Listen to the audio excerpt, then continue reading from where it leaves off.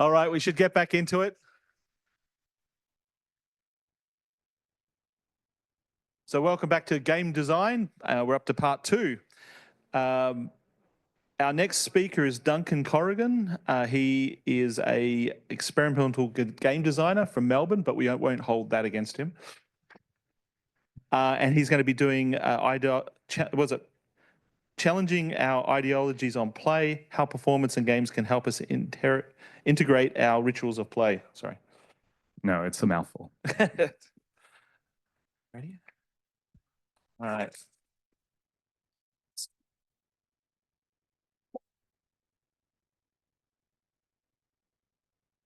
Oh, did I show up? Really? I'm completely reliant on that. Sorry, I should have asked.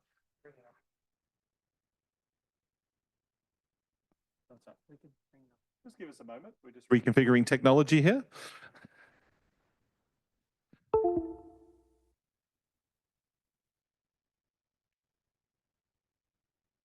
You might have to hit space on both.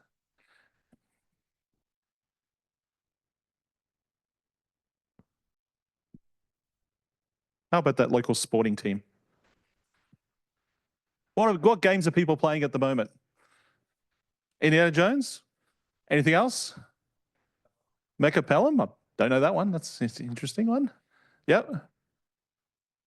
Survivors? Oh, Vampire Survivor. Oh, yeah, I play that in my car. It's built into my car. Any others? Anyone else? What's that? Pathology? Yeah. Any others? Which one? Oh, is that? I didn't know they did that. It's good. I have to admit, I'm playing Horizon Forbidden West, and I looked last night at my stats. I'm up to 130 hours, and I was thinking about their temporality talk when I was playing the game. Yeah, don't look at the hours. All right. Yeah. It's close, but yeah, I think I can do it. Super. All right, I'll hand over. Hello. Sorry. Thank you. So my name is Duncan, and today I'll be discussing one of my games. It's called Moving On, and how it explores player performance as a means of observing transgressions in our rituals of play. In Moving On, you play as a young kid exploring her new home for the first time, embodying the curious and fumbly antics of a toddler.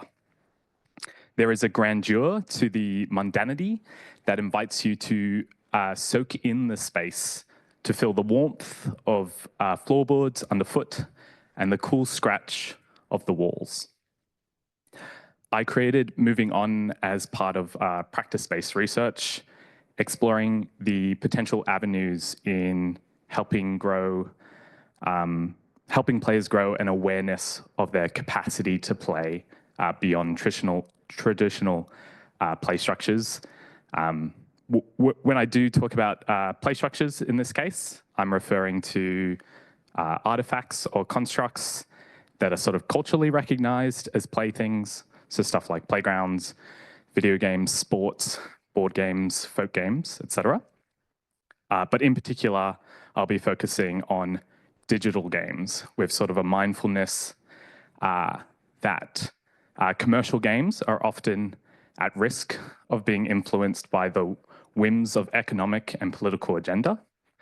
So in theory, if we untied our ritual of play from like traditional play structures, we may also untie our rituals from the convention of powers that govern them.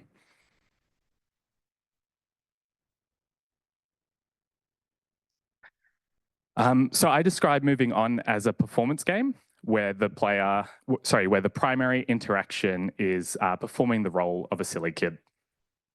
The game features several verbs or actions that can be layered on top of one another to express your character through their movement. So this expressive interface aims to empower players to augment, create, or extend meaning beyond what is necessarily provided within what might be considered the sort of conventional confines of the game. Additionally, a player's performance affords the opportunity to express some element of their internal lens of engagement. And that's sort of what's, I guess, like principle or key to moving on, is this promoting or prompting observable actions that inspire sort of introspection around one's own influence on their player experience. So my research is interested in players' growing awareness of their ability to play beyond the game as a form of defiance of conventional ritual. So rooted in the idea that the mainstream video game marketplace, among other entertainment marketplaces, perpetuate an ideology of play that is necessarily commodified, forming a notion that products are requisites for play. Play, however, is ancient, and yet many modern rituals of play still revolve around these sort of privatized forms. So Bullock and Lemieux write in their book Metagaming that video games fetishization as commodities obfuscates the practice of play. So in this spirit, play is commonly talked about in relation to and attributed to commodified artifacts. But people are playful, not artifacts. And it's by the manner in which we engage rather than that which we interact with that constitutes play. That is to say, the practice of play is a manner of engaging with the world around us and not limited to or brought about by certain artifacts. So the risk I've identified is then that how we think about play has a real impact on our rituals of play. So although inherently we are capable of playing beyond traditional play structures, playing anywhere and any time, our ideologies may cause us to limit ourselves artificially to play within the confines of convention, closing ourselves off from a myriad of opportunities to play in everyday life and becoming increasingly reliant on the industry to define new forms of play. So the design of Moving On was driven by these inquiries around our ideologies of play, and in particular, if it was possible to inspire some kind of transgression or interrogation of convention through the game. So throughout development, I identified like several experimental design ethos that aligned with the game's sensibilities. So in discussing the game design of Moving On, I'll do my best to sort of foreground sort of design decisions within existing theoretical frameworks.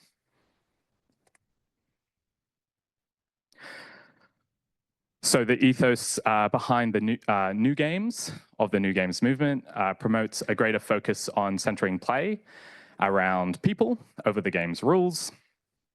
So fundamental to that is the game is there to sort of facilitate play, but it doesn't constitute it. So if there's a better way to play, the rules are changed. Similarly, Bullock and Lemieux's metagaming proposes that the role of video games are as tools or instruments that people play games with, in, on, and around. So both these frameworks propose a delineation between the artifact, so the game, rules, instrument, and play, the embodied experience brought about by people.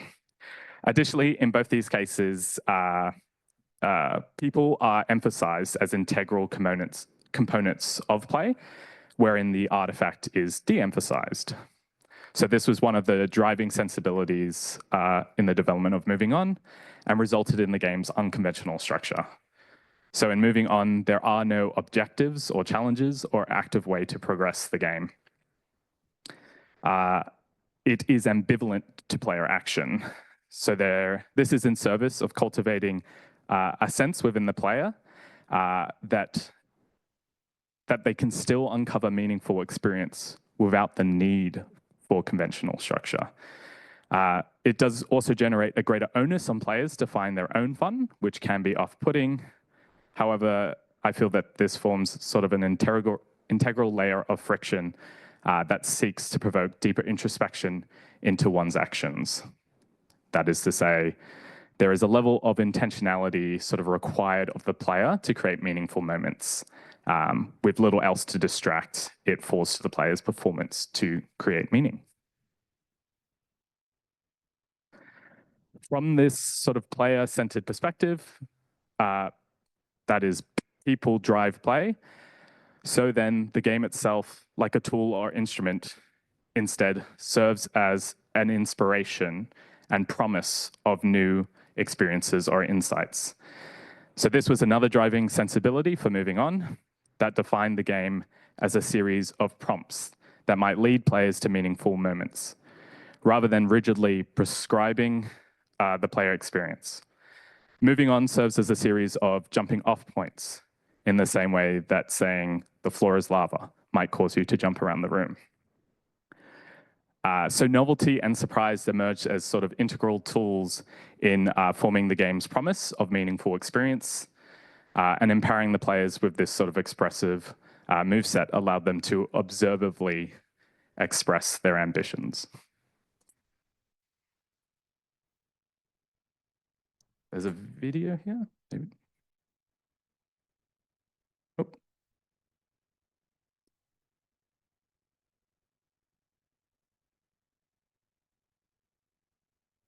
It's not that important if it doesn't play, but.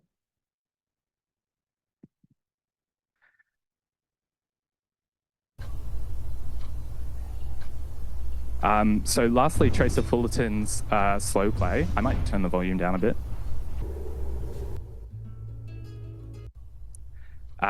Tracy Fullerton's slow play concepts interrogate the notion that our entire experience of a video game is encompassed in the artifact.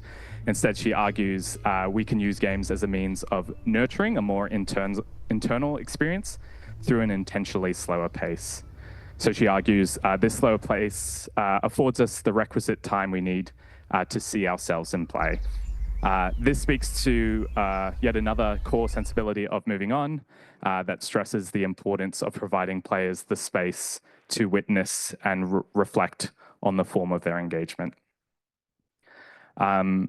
Moving on attempts to imbue the home with a greater sense of physicality and sentimentality through the familiar and mundane, which in turn seeks to sort of encourage a slower pace of actions as players delight in the little things.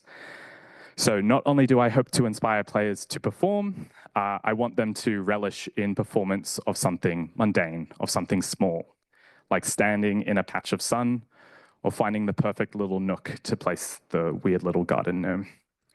So moving on aims to create these slower moments wherein through their introspection, players may recognize their actions as transgressions against, again, those conventional confines of the game.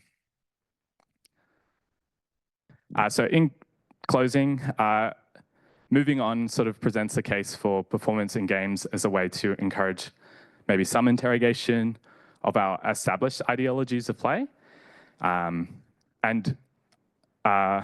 As the field and industry of games sort of expands, there is potentially room to explore their cultural and personal impact on our ideologies around play, and by extension, our rituals. This is perhaps increasingly sort of prudent as the games industry's cultural reach is predominantly in the way of mainstream commercial products. There are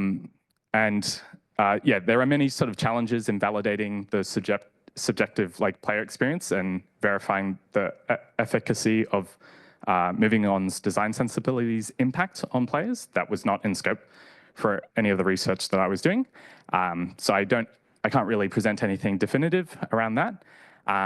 However, I feel moving on still serves as maybe a demonstration to other games practitioners of the potential for challenging the medium's conventions as part of a sort of a greater acknowledgement of the medium's pervasive influence on cultural norms of play.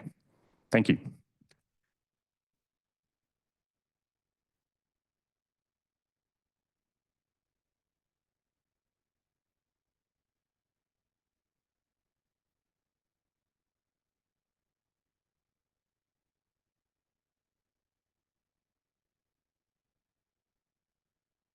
All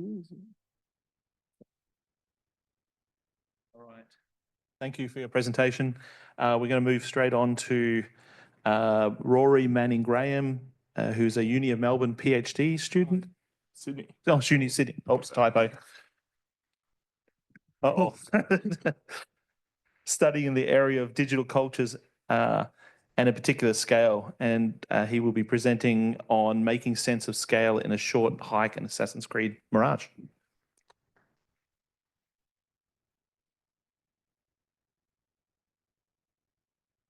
Hi, thanks for having me. My name is Rory Manning-Graham, and I'm an incoming PhD student in Media and Communications at the University of Sydney.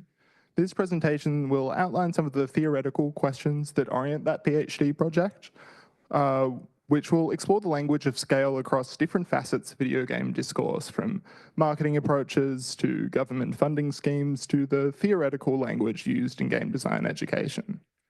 My paper today will approach the philosophy of scale as a way to think about the cultural processes that lead us to describe some video games as big or small. I'll use the term scale in two connected ways.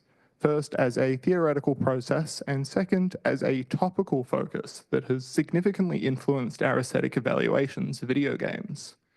With these notions in mind, I position scale as a productive theoretical vantage for the field of game studies that may help us to read discourses about game production alongside the ways we have historically evaluated and discussed video games aesthetically, paying a specific attention to discourses about games becoming too long. I will briefly discuss how these discourses of scale may serve to frame how we approach and feel about two shorter titles, Assassin's Creed Mirage and A Short Hike. I'll begin by touching on some theoretical approaches that outline scale as a mediating process that helps us to make sense of the world.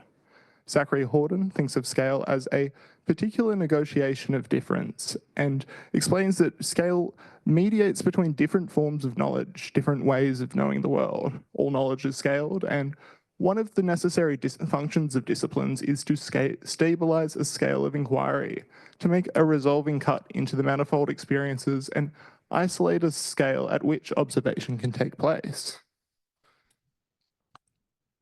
Horde examines efforts to visualize shifts in scalar perspective through the trope of the cosmic zoom. Made popular by Keyspoke's 1957 picture book, The Cosmic View, and in the 1977 short film Powers of 10. A cosmic zoom visually prompts audiences to consider the position of humans on a scale that spans both constellations and the subatomic, by depicting their human subjects from above and zooming far in and far out from them in measured increments. These two works typify the poet Susan Stewart's observation that in language and art, depictions of scale work by establishing a referential field, a field where signs are displayed in relation to one another and in relation to concrete objects in the sensual world. As the cosmic zoom's totalizing imagery perhaps anticipates, media scholars have approached scale as a way to think about the environmental consequences of human actions amid our ongoing climate crisis. Horde notes that the concept of the Anthropocene is intimately bound up in dynamics of scale, and in the past few years we've had some wonderful game studies researchers use scale to explore a slew of eco-critical perspectives. Ben Abraham meaningfully integrates the ecological dimensions of scale through his research into the climate consequences of digital game production. And Alenja Chang explores video games as an educational tool tailor-made to develop scalar environmental consciousness in her book, Playing Nature. Larry May and Ben Hall, in the room, examine some aesthetic dimensions of scale in city skylines and how the many shifts between these different scalar registers throughout the game may connect to the mesh of human and non-human awareness inherent in Timothy Morton's notion of ecological thought. Paolo Ruffino recently prompted game designers and scholars to evaluate how to bring the concept of scale to bear on this discipline. And yesterday we heard David Harold, also in this room, I hope, talk about the desire for better graphics eco-critically.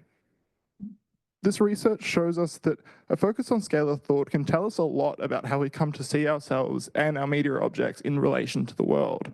And I suggest that scale may serve as a useful vantage to connect our practices of video game production, consumption, and criticism to broader cultural conceptions of capitalism, computation, and ecology. This may be particularly productive as we approach different types of discourse about video games, which, across marketing campaigns, conceptual language, and media reports about the games industry, have long been shaped by notions of scale. If scale serves as a negotiation of difference that helps to stabilize a field of inquiry, then paying attention to scale's mediating function within the context of video game discourse can give us a perspective about how we talk, write, and think about video games as a distinct media form and as a cultural field. Dan Golding observes that how the video game is popularly understood has been shaped and defined by successive ways of video game writing, both inside and outside the academy. And looking to how conceptual terms like microworld or possibility space use and evoke notions of scale offers a discursive thread through the many generational efforts to make sense of the medium over the past 50+ years. I'd thus like to explore scale's descriptive function in relation to terms like big and small, long and short, and affirm scale as a central discursive preoccupation for video games, around which cultural narratives about aesthetics, labor, value, and temporality have historically converged. The controversial yet widely used descriptive terms categories of AAA and indie are some of the more prominent examples of a scalar terminology that informs how we approach and value different video games. Highly publicized and equipped with enormous marketing budgets, these content-centric big games serve as the normative public face of video games, and their sales figures and revenue counts inform media and industry claims that video games are a growth industry. As many reporters and researchers have observed, AAA video game production has become incredibly expensive, and video game workers have always been mired in a perpetual job precarity. These increasingly public revelations and the question of how major game studios may improve working conditions and scale down production of their games has pervaded discourse in video game media outlets and general audience publication for several years. Most recently, in a New York Times report from late December that framed the AAA pursuit of ever-improved graphics as a losing bet. I'll quickly call on an old friend to connect these reports about the unsustainable scale of AAA game production with this complaint that single-player video games have become too long. Time to Sonic. Sonic here offers a pretty succinct critique of AAA bloat and offers a useful prompt to consider how the increasingly public conditions of video game production may inform an inverted fantasy about what a commercial video game could look like, cost, how it may fit into a player's life. We can read it as a meme about scale in several senses, addressing temporal elements, shorter, aesthetics, worse graphics, and production conditions made by people who are paid to work less. This meme is also filled with a sense of feeling, I'm not kidding, want for a video game consumption experience that doesn't have to be complicated by knowledge of the exploitative realities of video game production. It animates the central question of my research. If we see video games as having become too big and too long, what does a small video game look like, and how does it connect to the ways that we value those shorter games aesthetically and commercially? On digital marketplaces like Steam and itch, scalar depictions like little, short, and tiny often show up in reference to non-commercial student-made games and hobbyist titles. Hobbyist game production software like the browser-based game-making engine Bitsy also tend to embrace smallness as central to their aesthetic and technological identities. This stable referential field may grow a little more complicated when we see the term small used to perhaps counterintuitively describe open world games way far up at the other ends of the game production field. Ubisoft Bordeaux's 15-hour-long Assassin's Creed Mirage prompted a lot of discourse in 2023 about its dramatic reduction of content in navigable areas when compared to the 100+ hour playtimes of its immediate predecessors. Ubisoft primed audiences and press previews by framing this content reduction in terms of a 15th anniversary themed tribute to the first 3 games in the series. Mirage kind of serves as an example of how these aesthetics discourses of scale may manifest commercially, of a major studio attempting to sell the notion of smallness, and of a games media eager to praise that direction, as if Assassin's Creed was listening to Sonic's demands. Of course, there's no indication that a corporation like Ubisoft has or will ever change their exploitative workplace conditions. French Ubisoft workers staged a strike in 2024 over insufficient salary raises a year after the game was released. To wrap up, let's briefly read one last small game, Short Hike. Described by its creator, Adam Robinson Yu, as a tiny open world game and completable in about an hour and a half, A Short Hike prioritizes density in its map and play. There are side quests galore, collectibles, and quickly introduced traversal abilities that seem to be in conversation with bigger games, like a gliding mechanic, like the one in Breath of the Wild.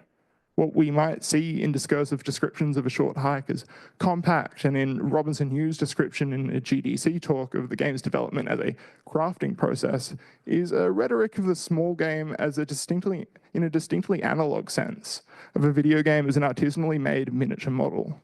The negotiation between this tiny conceptual and commercial framing and the familiar big game tropes amounts to a sort of ludic multum in parvo, a Latin term that means much in little.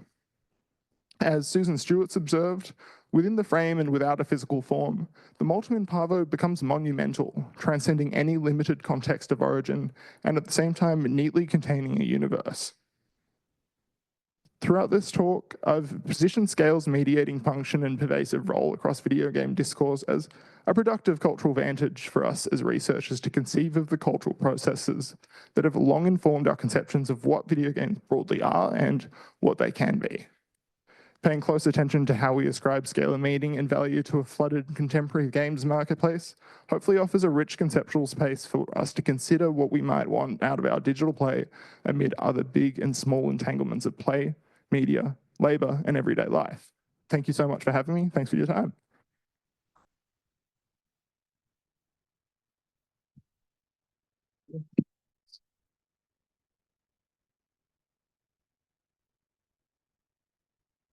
No worries. Thank you for the presentation. It's quite interesting. Just going to grab the last one. Control L. Yeah, thanks. All right. So our last presenter for this session is Eamonn. Eamonn Harte, game designer from Melbourne, presenting in exploring the story using video game spaces to construct non-linear narratives.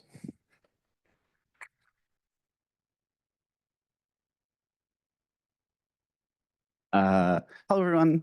So for people who don't know me, which is most people, my name is Eamonn. I'm a game designer and a writer, and I just recently graduated from the Master of Animation Games and Interactivity program at RMIT.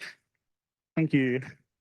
So I'm going to be discussing today the practice-based research project that was kind of the focus of like the end of my master's.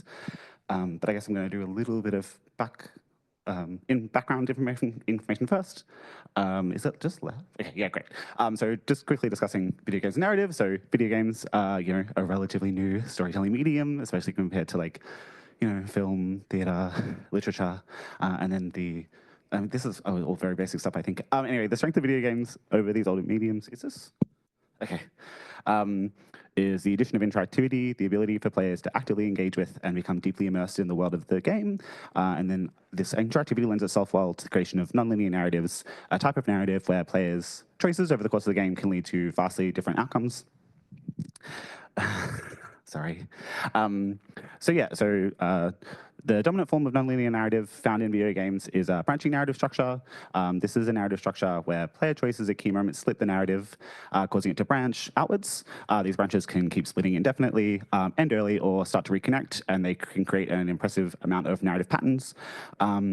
It's kind of it's the dominant structure can be traced back to Choose Your Own Adventure books from the 1970s, and is seen in a variety of game genres from hypertext fiction games to interactive fiction, visual novels to AAA role-playing and action-adventure games. While the structure is versatile, the focus on player choices made in dialogue interfaces or QuickTime events means it doesn't necessarily utilize spatial elements of game design, such as environment design or player navigation mechanics to construct this narrative. I think I am making a generalization here, but it's definitely something that I found like my own creative practice, which is why I wanted to think about it more. So I guess the kind of initial guiding question was, how can a nonlinear video game be designed to use its environments to help construct its narratives? To do this, I wanted to look at just like a couple of existing video games that have nonlinear narratives that have like emphasis on exploration or navigation of a game world to construct their narratives. The first one I want to discuss quickly is Mutazione, which is a video game made by the Dutch studio DiGRA. It's described by the creators of the mutant soap opera.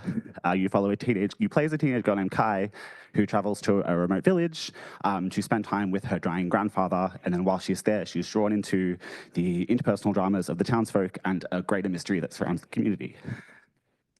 So the game has a narrative form that's inspired by soap operas, as discussed by the main writer and narrative designer, Hannah Nicklin. So it has a single kind of overarching A plot and then a multitude of smaller B and C plots.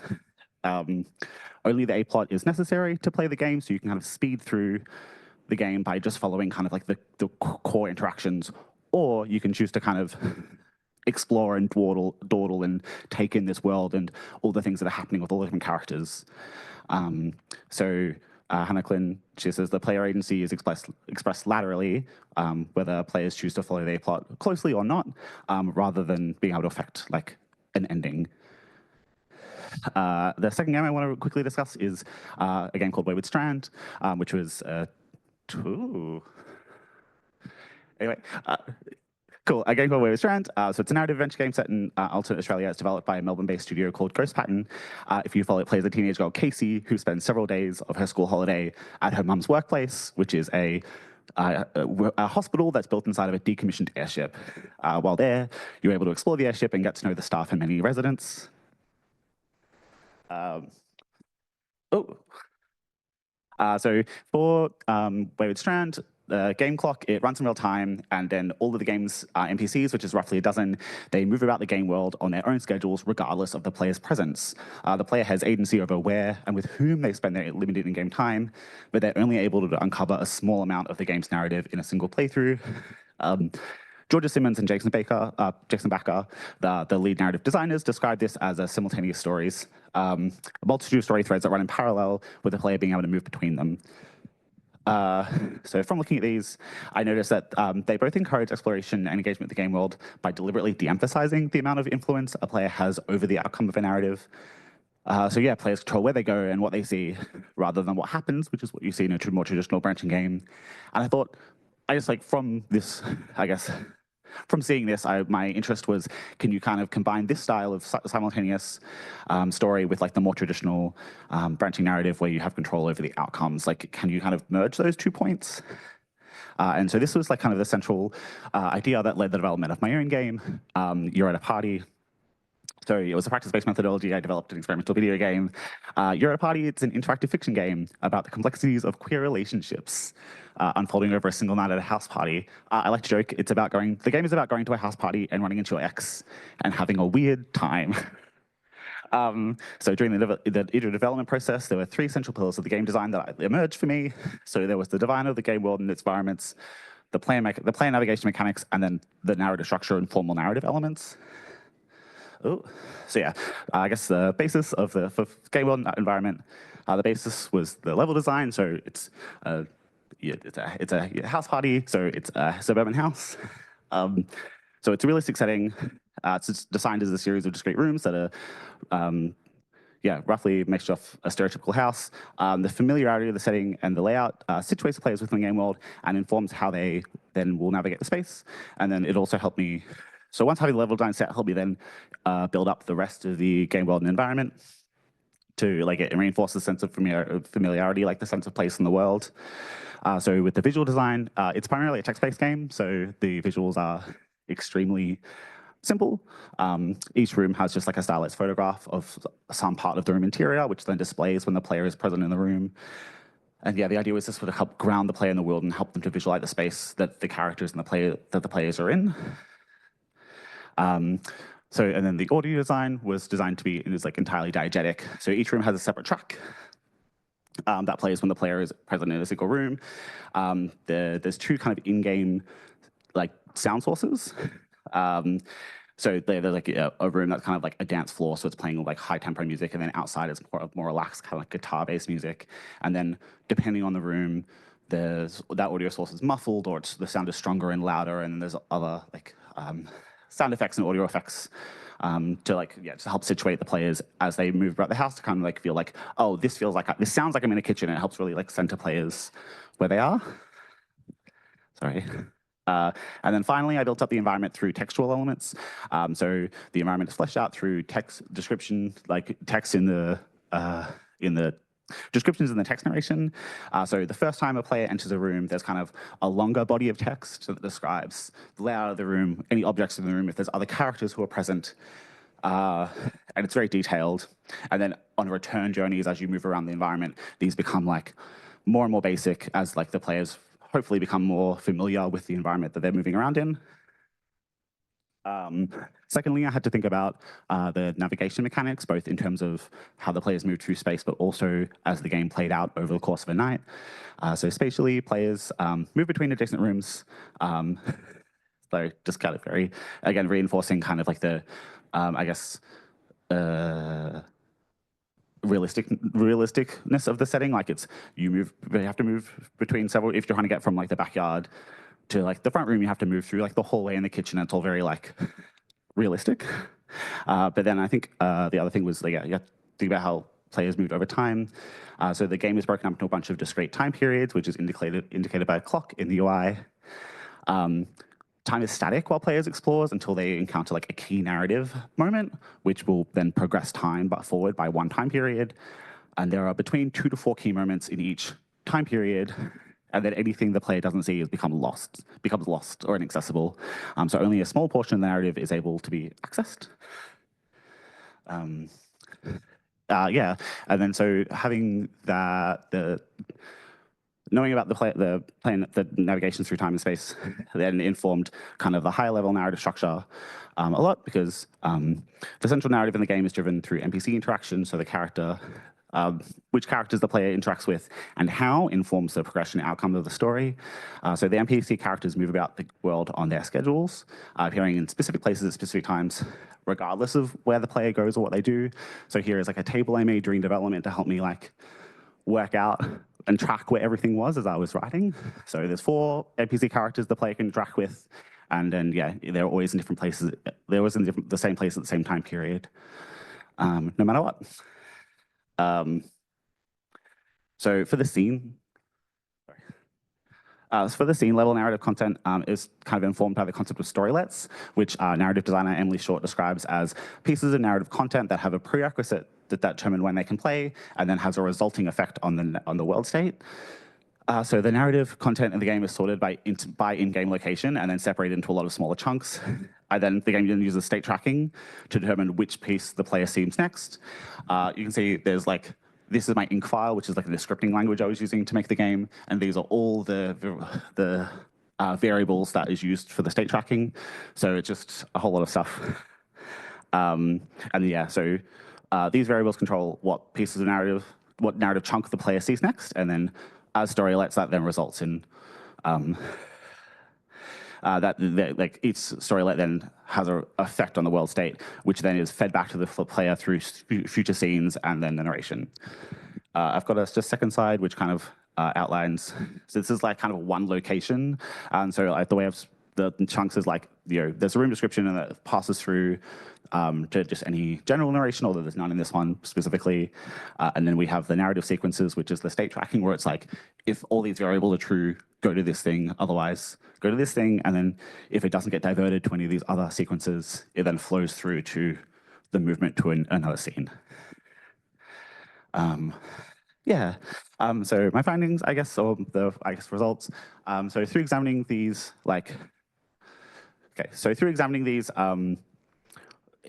pillars of the game design, like kind of 2 core underlying principles emerged. So one was to create a kind of really strong sense of place. So the design of the environment and the navigation mechanics, and then the movement of the NPCs through the environment.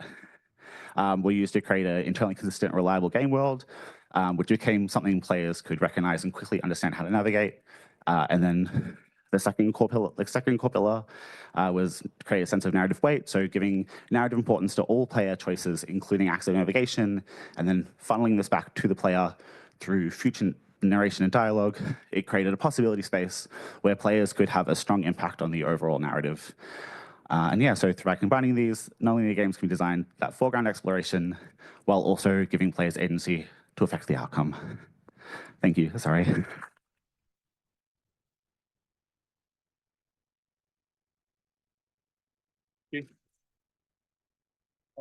Yes, Q&A, yes. I'd like to invite the speakers back to the front. Thank you for an excellent presentation, and all of you, thank you. I'd like to know if there's anyone with some questions for our speakers.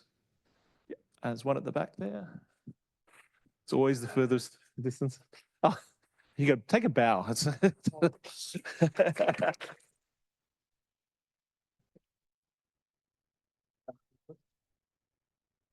Hi, wow, independent, I guess. I couldn't help to notice how both of those games are situated in a house. I haven't read that many theory books, but Gaston Bachelard's The Poetics of Space really spoke to me. And I was wondering, was the decision to situate the whole game inside a house from the very beginning, like an essential component of the work, or was it more of an incidental part of like, oh, a house makes sense because I'm doing this as a game, or was it part of the, yeah? Yeah, so in the case of moving on, I think a lot of the sort of like research outcomes came post-development. So, but I guess when beginning to develop it, I guess what was important to me was to sort of, yeah, evoke that like great sense of like sentimentality. And that was the empty home is sort of in service of that by being relatively mundane, also empty, so like free from distraction. So it's kind of trying to, yeah, cultivate that sort of slower pace where it's like, well, this is empty, and there's nothing really here, and there's nothing fantastical. And so maybe that's going to push somebody to have to sort of imbue it with meaning. And then in my case in particular, it was genuinely inspired by a real life interaction of like an experience I had when I was young, being in an empty home and feeling that sort of like grandeur of the mundane. Yeah. Well, so I think because like the idea was like, it was always going to be about being in a house party and running into your ex. I think that was kind of the initial idea. And it was like kind of like a game concept I've wanted to make for a while and kind of didn't know how to approach. And then it was then having kind of like the kind of like the research I was doing about narrative structures and like the problems I was having, and then those kind of two ideas merged together, and I was like, oh, this is how I can finally make this game. So it was always going to be about being at a house. Yeah. I've got a question from online from Gerard. For Duncan, what challenges did you face at any stage of developing this game? Originate from these traditional economic and political forces? Did you experience any temptation or pull to fall into those forces? So like in terms of my design sensibilities, not at all. Like the context is like I like Eamonn was doing this as part of a university course, and generally speaking, like all my games are made with the intention that they're going to be free, and there's never any sort of consideration of how I would make it marketable. That said, I will say like the one little bit was that it being a uni project, I think I got some like comments from like lecturers to be like, I don't get this, like you got to have something for the player to do. And that came up a bit, and I had to just be like, no, trust me, it's important that there's nothing to do. I think that's my question, actually. So you answered my question at the same time. I just had a comment also. Jared said, Wayward Strand is a beautiful game, highly recommended, and it's short. Any other questions? Yeah, I had a question for Eamonn. which, the answer here might be very brief and simple, but basically at the start you posed the question about sort of the narrative and non-linearity and the different ways you can approach it, and you presented a couple of really interesting ones. One thing that I mentioned in the Discord that I thought was interesting, that's because it sort of takes it in maybe a different direction, is like a game like Outer Wilds, and I was just wondering if you had any thoughts on sort of that and potential other directions in which that initial question can be sort of explored. Outer Wilds is a game I haven't played, unfortunately. Although, like, I've heard, like, it's on my list, and every time I did talk about this to people, they're like, "Wow, have you played Outer Wilds?" Because that's also like a really interesting way of thinking about, like, like whatever, like, the way a game narrative is presented. Yeah, it's just, I guess, this is a nothing answer, but I just haven't played it, so I haven't really engaged with it. I'm sorry.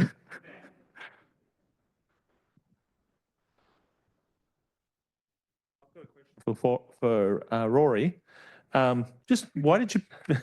I had to make him have a microphone in his hand. The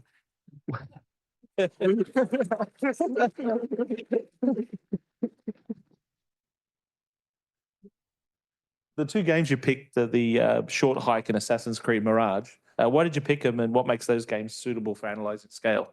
I think they're just like good examples of how discourses of scale kind of permeate lots of different fields about video games. And when we think about it as a mediating process, we can see how it can, what we might call big and small gets complicated really, really quickly. Like A Short Hike is sort of in like 2008 terms, we'd think of it as a conventional indie game. It was released by a really small team, mostly one dev with some help by other people. But then it got a proper commercial release through Humble, and then it came out on the Switch via the Nintendo World Showcase, and it got covered on major video game blogs. So it kind of had the afterlife that we'd usually expect of a commercial game. And then Assassin's Creed Mirage is like the new Assassin's Creed game. It's this enormous thing, and yet people calling it a small thing, even calling it like a return to roots of the other games. Was, if you look at reviews of Assassin's Creed 1 and 2, they call them big open world games.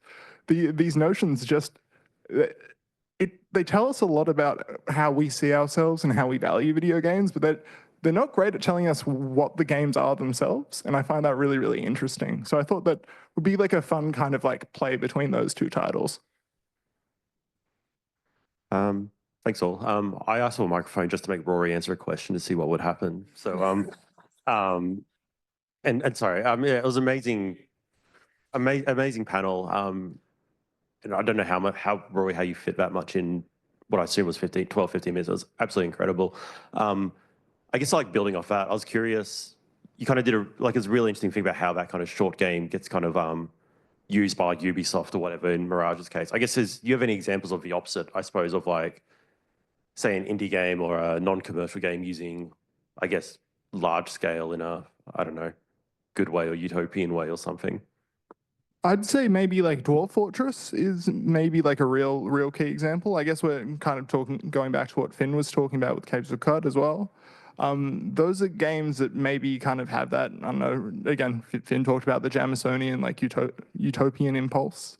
I think those were games where the idea of them being like infinite was playful and exciting instead of it being sort of like a foregrounding of like just, I don't know, the content that goes for it, that goes for as long, that can then be kind of extinguished or depleted, extracted.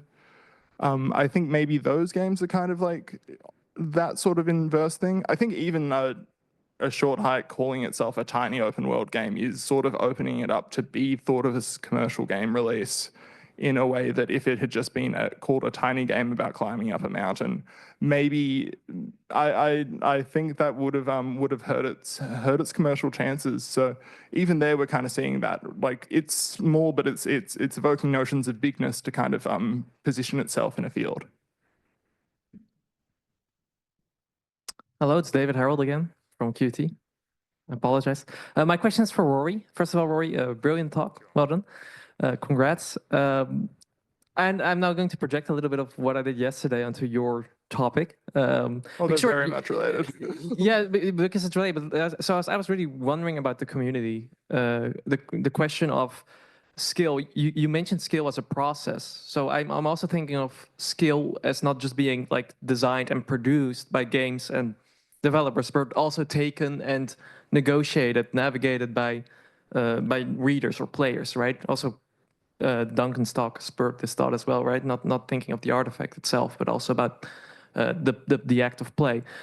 So considering like things like how long to beat, I always go to how long to beat nowadays before I buy anything, because I'm like, I don't want to spend too much time on it, right? So yeah, what do you think of that? What do you think of like the idea of like this also being a thing of in consumption, in practice, in negotiation by the player? I think How Long to Beat is like one of the real sterling examples that you point in, and I think I took out the sentence "How Long to Beat" is X like 2,000 times when I was making this presentation.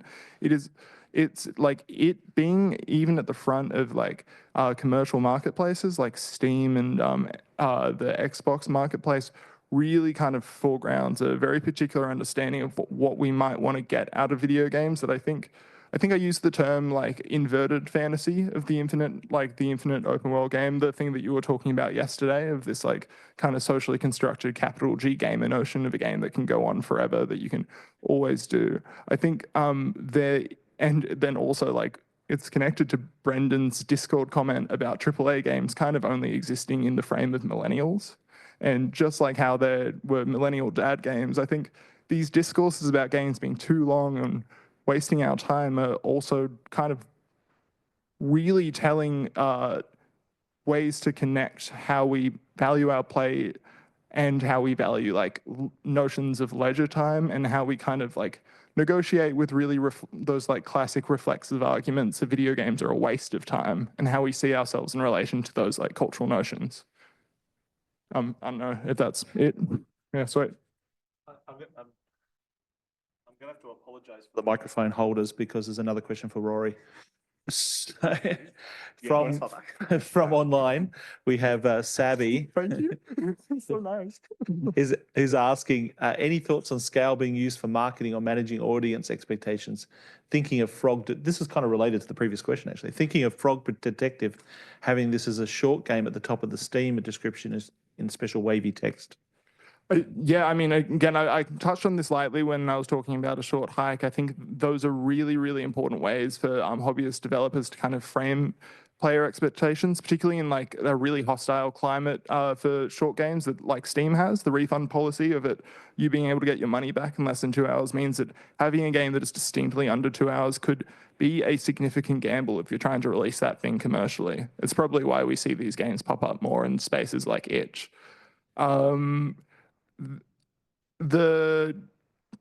It seems like kind of both a survival mechanism that helps the developers think about it, and then it helps the developers kind of like safeguard themselves and set up these little shields where they can tell the player that this is what they want. But I think there's also this like really interesting cultural notion that maybe Shanai in her aesthetic categories theory talks about really well, where she kind of indexes these banal aesthetic categories of like the zany or the cute or the interesting to broader conceptions of contemporary capitalism. Heather's going to be talking about this later. It's going to be a great talk. But I think that like the surplus of terms like tiny as marketing terms in those indie spaces does something else to how we think about those games, and maybe maybe either makes them cuter and smaller, or inversely presents them as not wastes of time. I hope that's not too rambling, but I think there's two things at once. I don't know, a doubling effect. Thank you. Sabby also said wonderful talks, and thank you to all three of you. Cool. So we're finished for this session. If we can give